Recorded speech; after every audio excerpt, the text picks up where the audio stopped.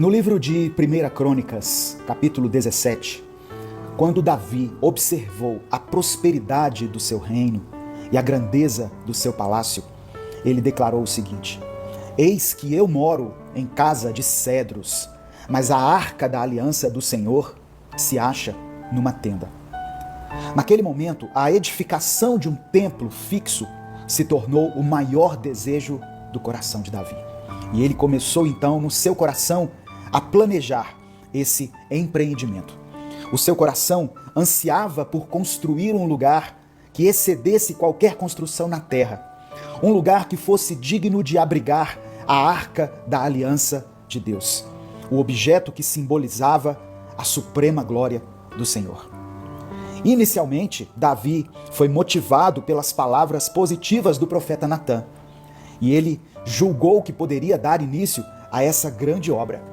Só que, sabe, irmãos, muitas vezes as intenções humanas, por melhores que sejam, não definem a vontade de Deus. Apesar de ser legítimo, o desejo de Davi não estava em harmonia com os propósitos divinos. Muitas vezes, aquilo que está inflamando o nosso coração para fazer, mesmo que seja uma coisa boa, pode não estar alinhado com os planos de Deus. E hoje eu quero falar sobre isso. Olá, meu irmão, minha irmã. Quem fala aqui é o pastor Edivaldo Oliveira. Você está no canal Minuto com Deus. Eu convido você a ouvir essa mensagem até o final. O Espírito Santo vai falar com você. Dê o seu like no vídeo, se inscreva no canal e ative o sininho das notificações. Escreva aqui nos comentários o seu pedido de oração, porque no final dessa mensagem nós vamos orar juntos. E coloque aqui nos comentários a seguinte expressão: eu quero te obedecer. Declare isso para Deus: eu quero te obedecer. Amém? E se você quiser e puder apoiar esse projeto evangelístico, seja membro do canal, ou aqui na descrição do vídeo tem várias outras maneiras de você nos ajudar. Eu quero ler Salmo 132, do verso 1 ao verso 8, para explicar para você tudo isso que eu estou tentando dizer aqui com minhas palavras até agora. Salmos 132, do verso 1 ao verso 8. É um salmo de Davi. Olha o que ele escreveu. Senhor, lembra-te de Davi e das dificuldades que enfrentou. Ele jurou ao Senhor e fez um voto ao poderoso de Jacó: não entrarei na minha tenda e não me deitarei no meu leito. Não permitirei que os meus olhos peguem no sono, nem que as minhas pálpebras descansem, enquanto não encontrar um lugar para o Senhor, uma habitação para o poderoso de Jacó. Soubemos que a arca estava em Efrata, mas nós a encontramos nos campos de Jaar. Vamos para a habitação dele, vamos adorá-lo diante do estrado de seus pés. Levanta-te, Senhor, e vem para o teu lugar de descanso, tu e a arca onde está o teu poder. Estamos nós, eu e você, dispostos a aceitar a vontade de Deus? A aceitar os propósitos divinos revelados em tua palavra? Eu me lembro que quando a gente lê o livro de Atos, muitas vezes os apóstolos, os discípulos queriam seguir por um caminho para pregar a palavra, por causa de um propósito saudável, legítimo. Eles queriam ir por um caminho, mas o Espírito Santo os impedia e o Espírito Santo os levava para outro lugar. Às vezes nós ansiamos fazer algo, nós colocamos um propósito no nosso coração que nós julgamos ser a vontade de Deus, e aí vem Deus e nos diz: não, eu não quero que você faça isso, eu não quero que você vá por esse caminho, eu não quero que você continue seguindo essa trajetória, eu não quero mais que você empreenda esse negócio. E às vezes é tão duro a gente ouvir um não de Deus, não é verdade? Mas nós temos que nos lembrar que o nosso Deus conhece os nossos corações, Ele enxerga as circunstâncias de uma maneira que nós não enxergamos. Então, nós temos sim que estar dispostos a aceitar os propósitos divinos, aqueles que estão revelados na palavra de Deus. Você já orou pedindo que Deus mostre a você qual é o seu dever, qual é o seu propósito para essa geração? Mais importante do que projetos bem intencionados, nós precisamos fazer da nossa vida um lugar para Deus. Esse era o anseio de Davi, que a minha vida seja um lugar para Deus, que haja um lugar para que Deus habite em nosso meio.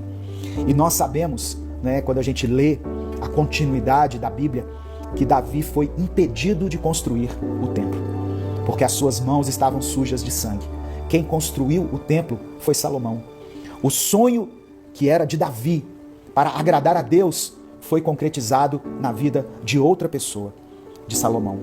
Então, em meio a uma geração de cristãos consumistas de sensações e emoções, de programas bem elaborados e apresentações reconhecidas pelas pessoas, tidas como espirituais, muitas vezes nós estamos desconsiderando a opinião de Deus, os planos de Deus, a direção que já foi dada pelo Espírito Santo. Por isso eu queria pedir que você escrevesse aqui nos comentários: eu quero te obedecer. Eu quero te obedecer. Amém? Nós precisamos permanecer fiéis à palavra de Deus. Precisamos permanecer fiéis aos princípios de Deus. Precisamos colocar em prática tudo aquilo que temos aprendido com a leitura das Escrituras. Eu tenho pessoas aqui, irmãos, que me acompanham desde o início do Minuto com Deus, desde 2014. E eu louvo a Deus por isso. Eu sou muito grato a Deus por isso. Mas eu ficaria muito mais feliz se eu soubesse que essa palavra que tem sido pregada aqui todos os dias tem não somente alimentado as pessoas, mas tem transformado a vida das pessoas. Amém? Você tem tido a sua vida transformada? Você tem conseguido colocar em prática aquilo que Deus tem ministrado ao seu coração aqui no Minuto com Deus? Davi, ele recebeu 2 profecias incondicionais. Seu filho Salomão construiria o templo. É uma profecia. E a segunda é que da sua linhagem nasceria um rebento, o Messias. E essas 2 profecias foram cumpridas à risca. Essas 2 profecias se cumpriram na vida do rei. E também foi dada a Davi uma profecia condicional. Sabe aquelas profecias que são antecedidas por um se? Se acontecer isso, haverá uma profecia. O verso 12 diz assim: se os teus filhos guardarem a minha aliança e o testemunho que eu lhes ensinar, também os seus filhos se assentarão para sempre no seu trono. Infelizmente, a condição, o se, foi quebrado. E a descendência de Davi perdeu a coroa que até hoje teria, caso tivesse sido fiel às palavras do Senhor. Isso aqui me ensina que a comunhão com Deus, a intimidade com Deus, ela é algo individual.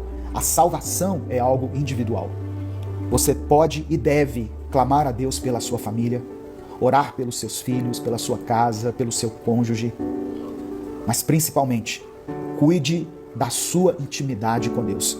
Consolide a sua fé. Consolide a sua fé através da oração, da leitura da palavra. Por isso que eu posto o Minuto com Deus todos os dias aqui, às 5 da manhã e às 18 horas. Faça chuva ou faça sol. Esteja eu bem-humorado ou mal-humorado. Deus me deu essa direção para esse ministério. Levar a palavra do Senhor. Não importa as circunstâncias, porque eu não vivo pelo que eu vejo, eu não vivo pelo que eu sinto, eu vivo pela fé no meu Senhor, no meu Salvador.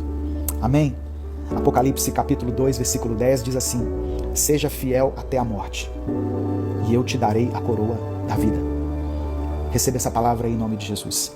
Seja fiel até a morte, e eu te darei a coroa da vida. Esteja disposto, esteja disposta a cumprir a vontade de Deus. No mundo nós teremos aflições. Infelizmente, o mundo que nós vivemos não é um mundo de fantasia, não é um mundo de Alice, não é um mundo de utopia, é um mundo real. Nós somos de carne e osso.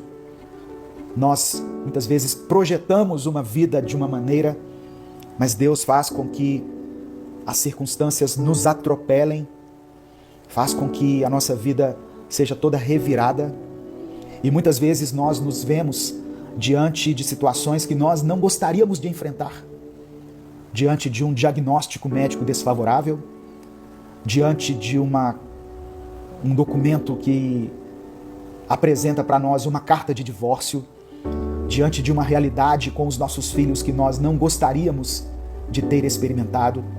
Nós nos vemos diante da perda de alguém que nós amamos muito. Muitas vezes nós estamos num ímpeto de fazer coisas para Deus, e Deus então nos tira daquele lugar. Deus nos dá uma nova direção.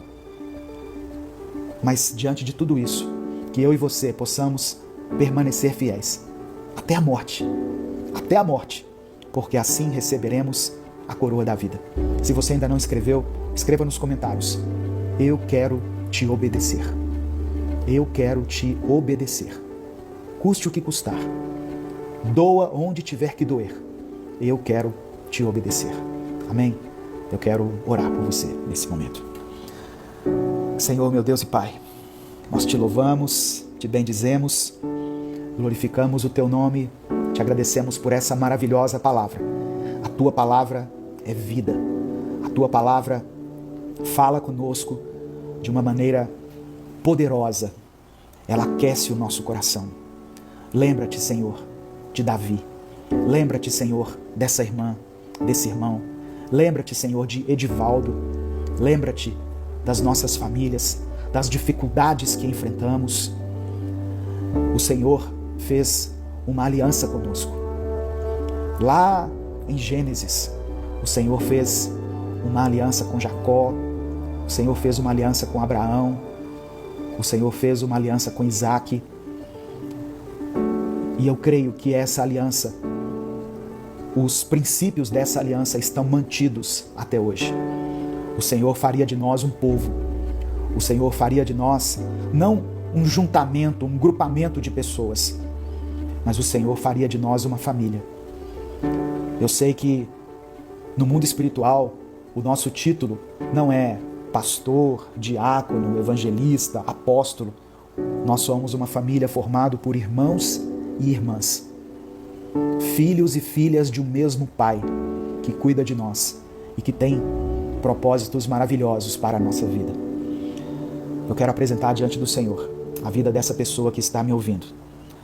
Ó Deus, eu sei que são muitas dificuldades apresentadas aqui nos comentários, mas trata-se de pessoas que colocaram um intento no seu coração de te obedecerem, de andar nos teus caminhos, de cumprir a tua vontade. Por isso eu peço que o Senhor abençoe esse ministério.